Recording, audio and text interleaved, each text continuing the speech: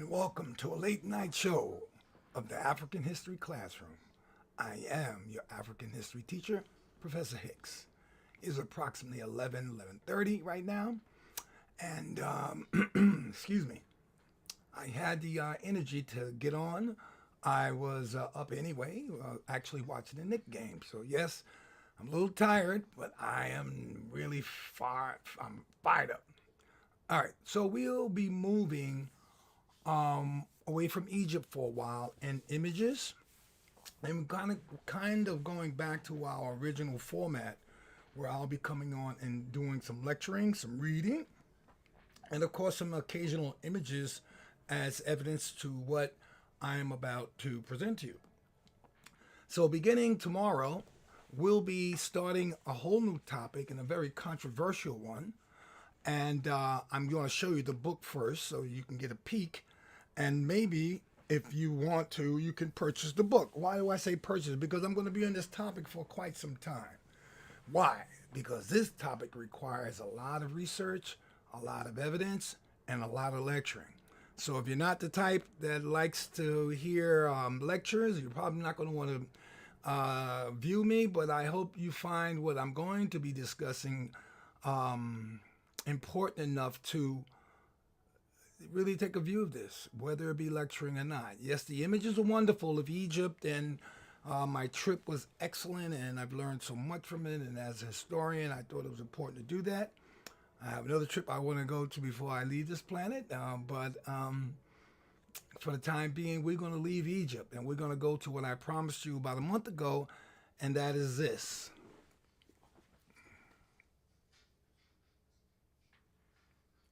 Yes, the first Americans were Africans. Now, what's so controversial about this is that many African Americans across the social platforms that I have visited seem to be convinced that African people emerged, developed, and were first in America. Now, I have some agreement with that, but one big disagreement.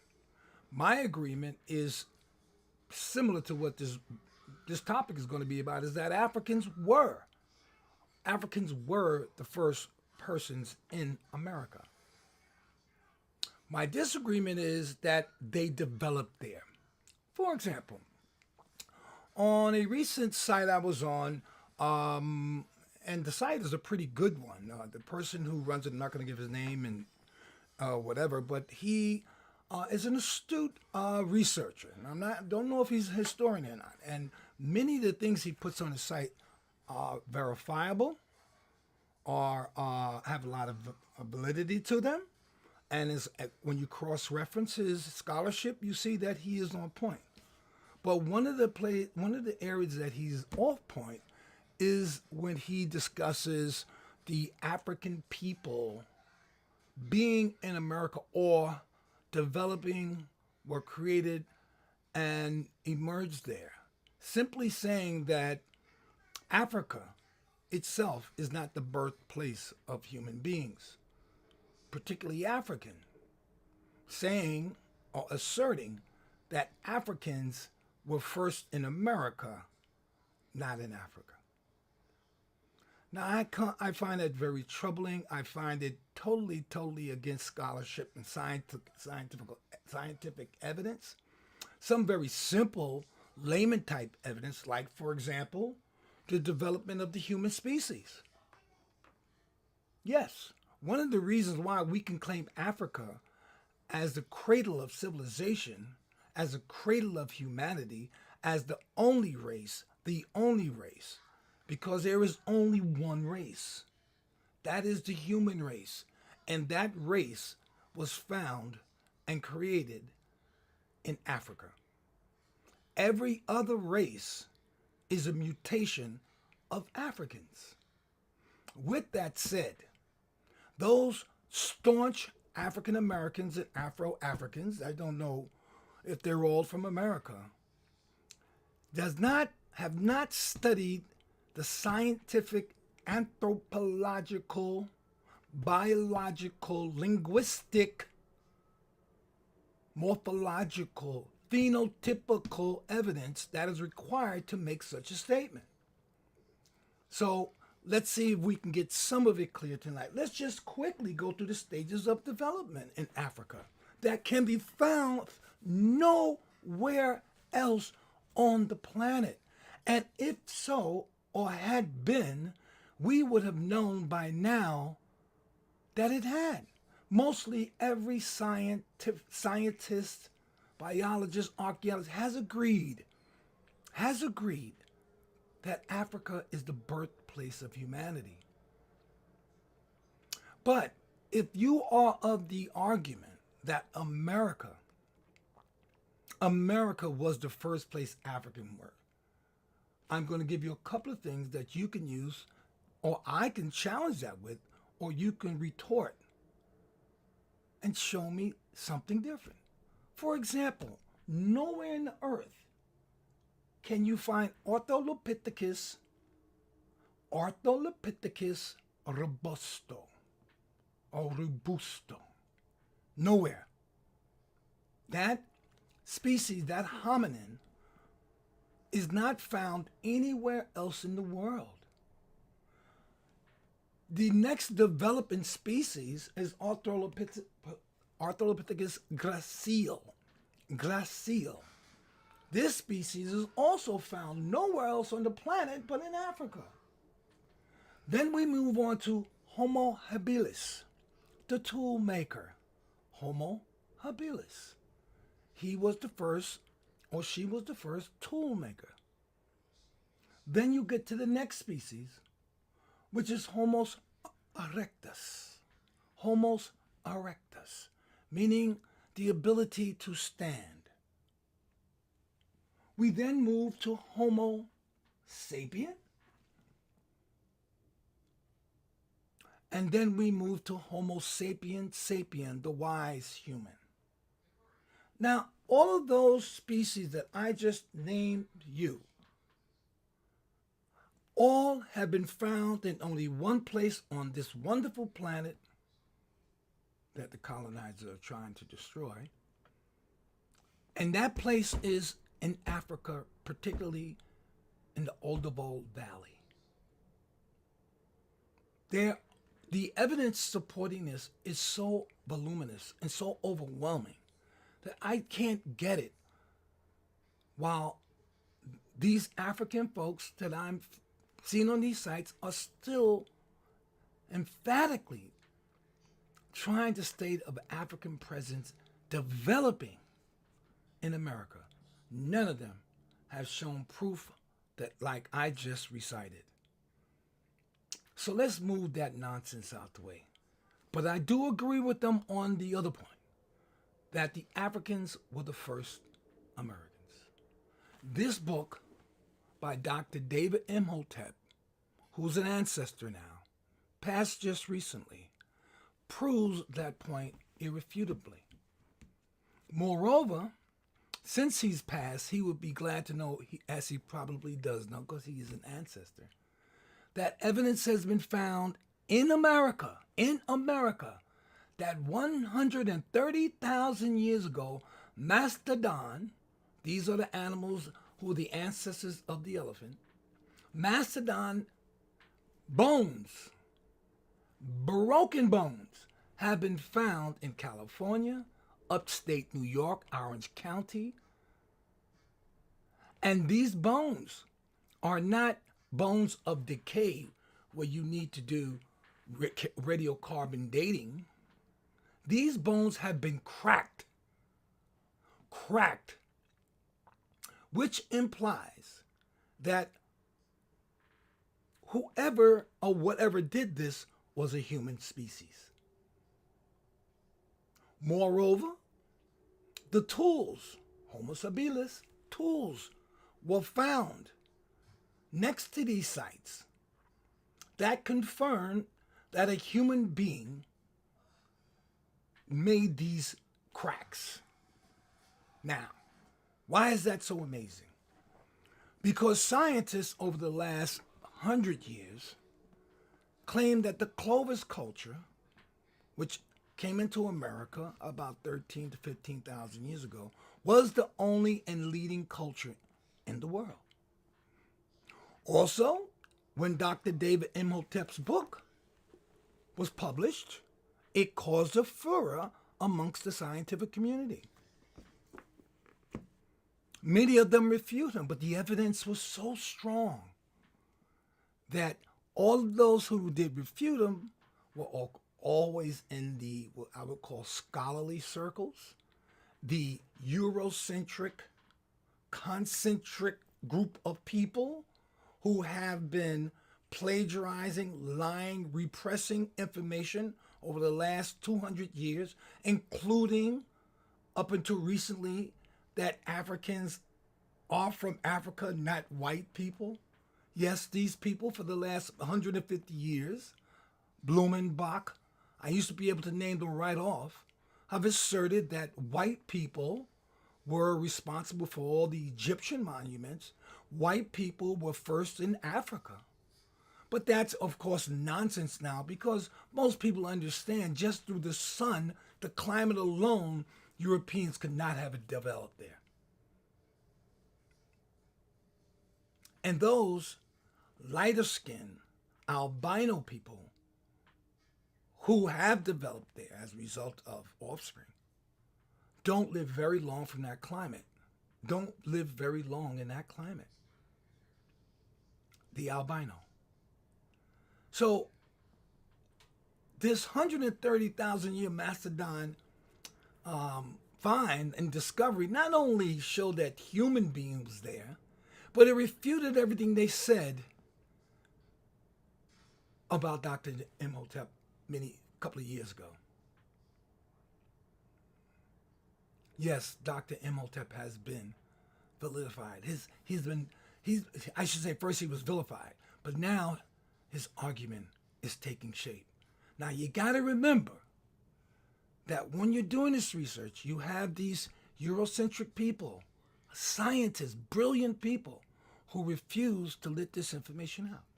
And those scientists who endeavor to try to report this information, their careers are destroyed immediately. So you will hear people like Graham Hancock and others get on TV and give wonderful presentations about this, but they will never mention the word African, black, or Negroid in association with finds. But everyone realizes that we know Europeans weren't here 130,000 years because they were in caves. They weren't even here on the planet. We know that it wasn't Native Americans because Native Americans were up in, well, Siberian area in caves. And we also know that Africans have traveled the entire planet, peopled the entire planet, and brought civilization to the entire planet. And you will find this conclusively when we are done with this book. I urge you strongly to pick it up. We will also conclusively find that recently, well, I won't say conclusively find that, but let's go back to the recent finding in California of the broken mastodon bones, that these chat GPTs and new forms of AI are telling on themselves. So there's a couple of things we have to do. First, we have to get my brothers on board about this American development of our species, because unless they can show me proof, I'll be more than happy to change my stance, because that's what it's all about. It's not about, trying to be right. It's about finding the truth. And so far, all evidence points that what I am, Dr. Imhotep, is saying, and I am supporting, that the first Americans were Africans. So let's quickly go to some proofs and stuffs. I've already told you about the development of species. All right, so we're going to now try to go to some of this stuff.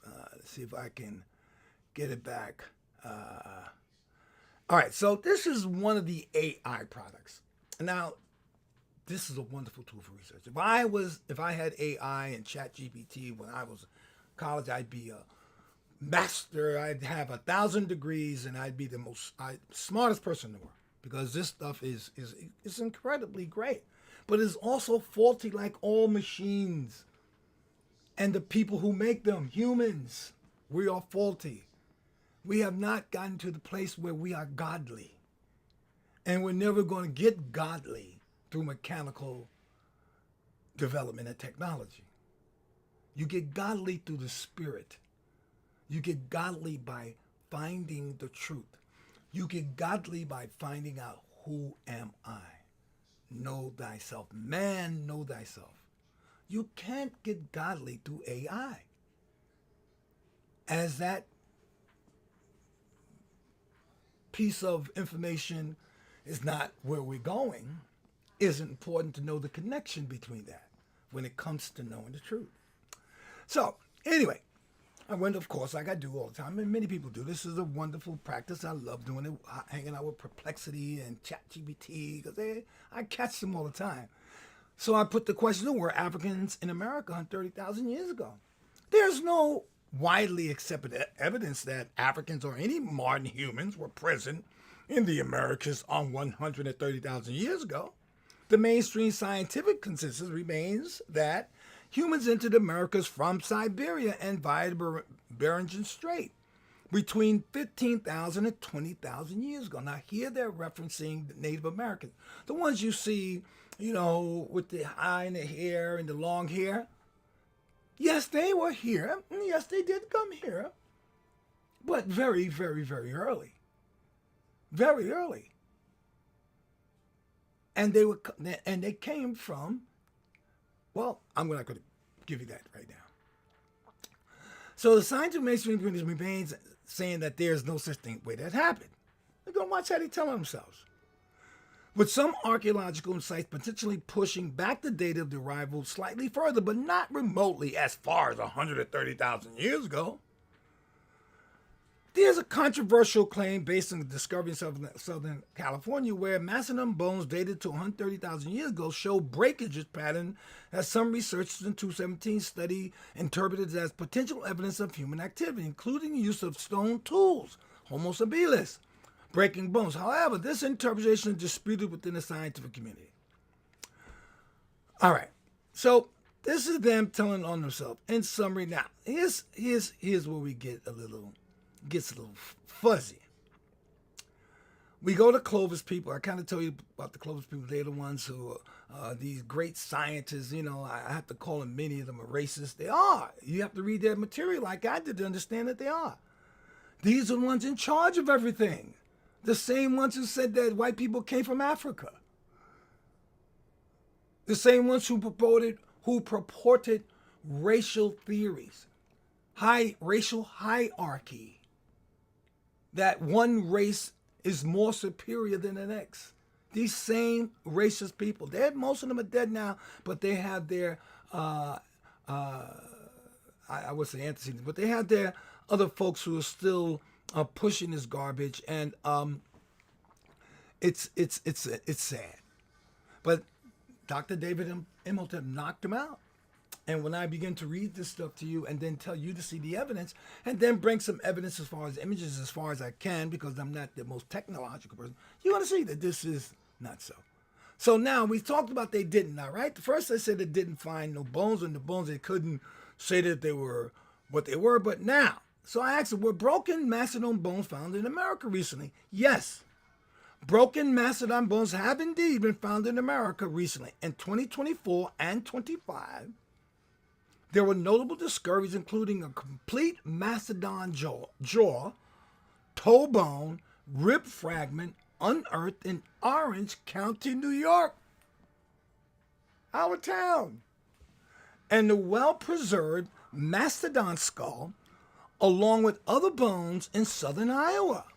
These finds are valuable for the understanding of the region's ice age, the ecosystem, and understanding science. Now, here's what they're trying to bluff. These findings are not just important for those things, okay? They're important because you have to rewrite the entire history. United States curriculums from college to high school to Kenya. You have to rewrite the entire history of the world. And particularly when they start to finally admit that it was Africans who did this, but they're not going there yet. Additionally, a much older and highly developed debated find in the Cerruti Mastodon site in California, where broken bones of the mastodon was found to be 130,700 years ago. They were excavated alongside cobbles, interpreted by some researchers as evidence of tool use.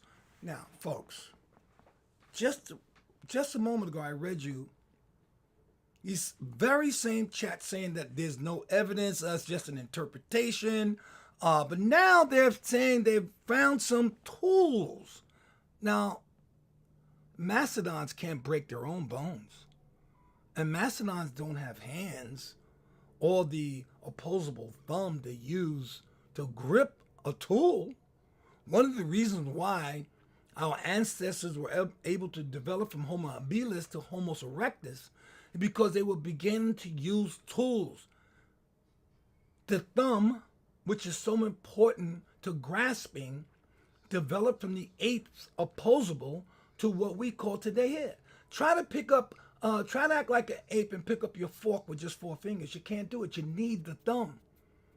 The thumb you need to fire a gun. The thumb you need, it's everything. On the ape, it's not. It's a balancing tool. It's for stability. So here is ChatGPT in a total contradiction. In one sentence, it's saying that it couldn't be. Now they're saying that there's possible use of tools by early humans, and they're calling these humans what I just mentioned today, hominins. Hominins. The species that I described to you 10 minutes ago are hominins, except from when they convert or mutate into Homo species, the Homo species. So if there is evidence of hominids, who could they be? I don't even want to go into any more of this because I don't want to blow too much of what's going to be happening. Because I want you to just remember the contradictions that are infused into these programs called AI, ChatGPT, that you must do the research. You must read. You must cross-reference. You must find scholarly, peer-reviewed articles. Read them. Takes time. You can't do this in TikTok time. You can't do it in Facebook time. You have to do it in your own time, in your home. Like I have, and many people like me. Because Africans were the first persons on the planet, and they peopled everywhere. They were in Asia, North and Europe. They stayed in Europe. The earliest bones you find in Europe are the Grimaldi bones. Look this up. And then Cro-Magnon.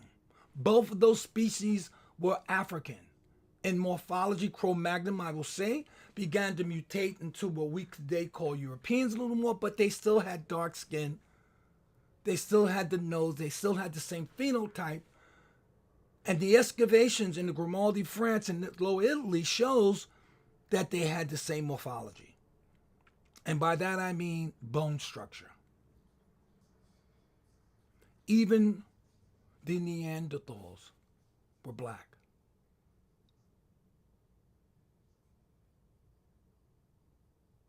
The Grimaldi,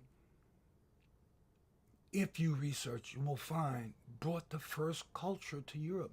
They were the first Europeans, and they were black. They brought their burial practices with them. They brought decoration and decorative pieces to put around their necks and their ears and their earrings. They brought music, singing, speaking, communication.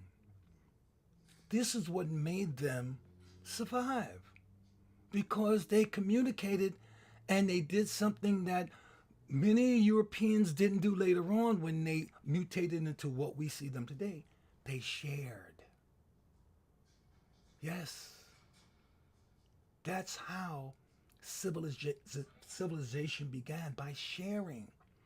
Europeans who were first Africans who got caught up in the 51st parallel in the Caucasus could not share. Why? Why? Because after you live up in the ice for 100,000 years and all you know is ice, sharing is not something you're looking to do.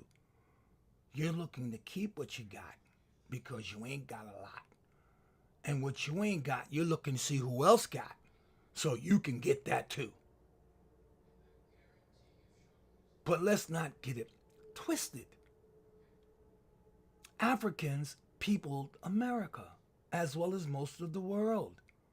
And with that, they bought what they had in Africa, which they developed in Africa, and that was civilization.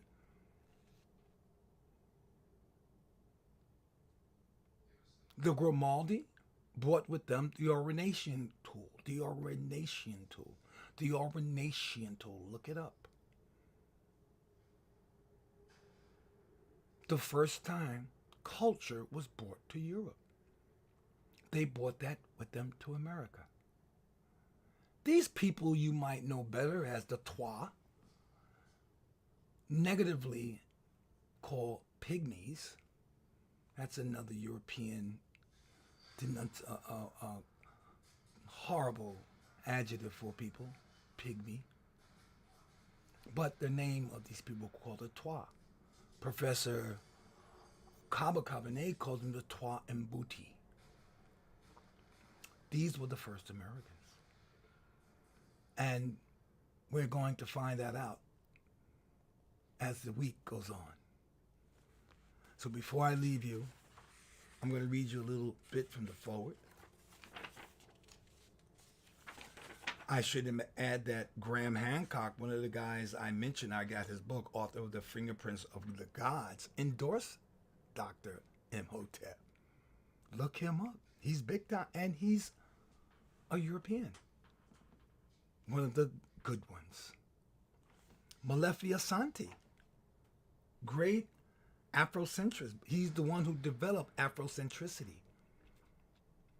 Temple University, great man. And then another great man, Clyde A. Winters, PhD, linguist, archaeologist, wrote some of the greatest papers and has been published and peer-reviewed in European white magazines and studies. All right. I know I'm keeping you a little long, but I'm very excited because this is a site. I've kind of taught this before when I was at Monroe University, and I taught this to my high-level kids. And wow, look at that. John F. Kennedy High School, where my wife was a principal for 10 years. And those students that, I only select the students that were first really good students. I must say I kind of discriminated a bit. I took the bright, and those students that were really dedicated, but most of all, those students who wanted to learn Black history. I had about 9 to 10 of them. By the way, I should also mention they all went off and are doing very, very well. I used to take them with me on trips to the Metropolitan Museum when they first exhibited the African Civilization exhibit at the Metropolitan Museum. They came with me. I took about 10 to 15 of them. And there's some other interesting students who were interested in this topic. And I must report that they're all doing so well. Because when you ground yourself in your history, it really takes away a lot of the mystery. You are then able to move on to the next level, particularly at the high school level. You're able to move on to the next level knowing and being grounded in the truth. So you know when your professor's not telling the truth, because I made my kids do the research. I didn't give them anything nor did I lecture to them like I'm lecturing now. This was a joint collaborative effort on teacher and student. And one day I'll get back to you and let you know what they're doing. They're doing excellent. That's why now I believe in homeschooling, because, the education system in this country is miseducation. It's not educating our kids. They're training them. Yes, training them to get a job, training them to conform, training them to be nice, training them to have social amnesia so that they may forget their culture and acculturate to being whatever these folks want them to be, but robotic and trained to do it. See, because real truth and real education asks you to bring it from within. Educate is a Latin term to bring from within, not to stuff down and train to be good, nice citizens. Look where that's got us. Look where that's got us. We have the king. Yeah, we have the king because we decided as a country 25 years ago to stop educating our kids. I know as a teacher, they did everything they could to us teachers to eliminate us. Today, who wants to be a teacher? Back when I was a young man, everyone looked up to teachers as gods. I must say, let me interject that parents, I find, still respect us as teachers.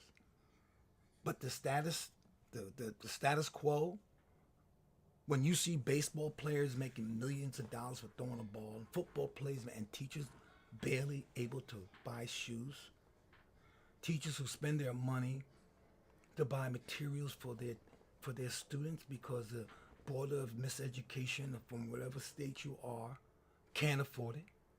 Teaching and education in this country has been stomped, and it's the reason why you see what's going on in this country today. You need go no farther. Just look at the research, look at the history of countries that repressed the erudition of people. Look at Spain in the dark. Look at Europe in the Dark Ages. How did Europe go into a dark age? Because Rome fell in a little bit of culture that they had. Went goodbye. And what happened to the people in Europe? Almost 500 years of dark ages. Pestilence, disease, ignorance, religion. That's what's happening to this country now. And I know I'm digressing a little bit, but it's to understand when a basketball player throwing a ball through a hoop can be paid more money than someone who's going to educate your child. It lets you know what this country thinks about your children first, old people second, and education third. So reading is so important. And you'll get a chance because I'm going to be on this topic for a while. That's why I'm going to keep showing this book. Go get it. It's $49 on Amazon. You might be able to get it cheaper in Abe Books. So let me read this forward to you. Not going to take much more time, but I say over and over again, I'm not on this set to be monetized. I'm on this quest to fight against this sick king we have. And the only way you can do that from my perspective now, I'm too old to get up and fight anymore. Bones are too broken to protest out there anymore. I did that. I did it all. I've been arrested. I've done it all. So I have nothing to prove to myself. But this is my small way of giving back. And when this is a wonderful time to live, though it's crazy, I'm happy to be a part of this historical time. I hope we survive. But I hope this little tidbit of information I can impart on you will help change this country for my grandbabies, so that, and hopefully they're a part of this change, which I know they will be. Forward reflections. Did Africans discover America? Yes, indeed they did. Dr. David Imhotep presents keen insight into the ancient history of America. In this book, he outlines the lost and stolen history, the lost and stolen history of African people in ancient America. Remember, we talked about Greece and Rome, who claims to be the bringers of civilization to Western society. How? I debunked that in several tapes before. How could a warring cult nation like Greece and Rome bring civilization to anywhere in philosophy? Read George E.M. James' book, Stolen Legacy. Read Stolen Legacy and see how could a people engaged in such activities be the progenitors of philosophy and education, medicine, architecture. No, what they did very well, they plagiarized, stole, as they did here.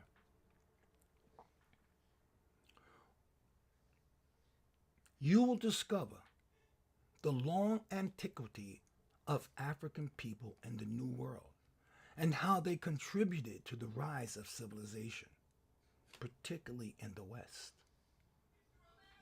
Most of us learned that people walked across a land bridge from Northeast Asia to Alaska 12,000 years ago. That is the Bering Strait hypothesis. Dr. Imhotep systematically destroys the notion of the Clovis culture. Now, the Clovis culture I mentioned to you a bit, this is what represents American civilization. This is wrong. This is not true. Clovis culture is not the first culture. Rather than begin his story of the African in America with the slave trade, Dr. Imhotep provides detail about the first civilization in the New World, which were created by Black and African people. Blacks are indirectly from Africa. Africans are directly from Africa. Now, I have to stop a moment quickly.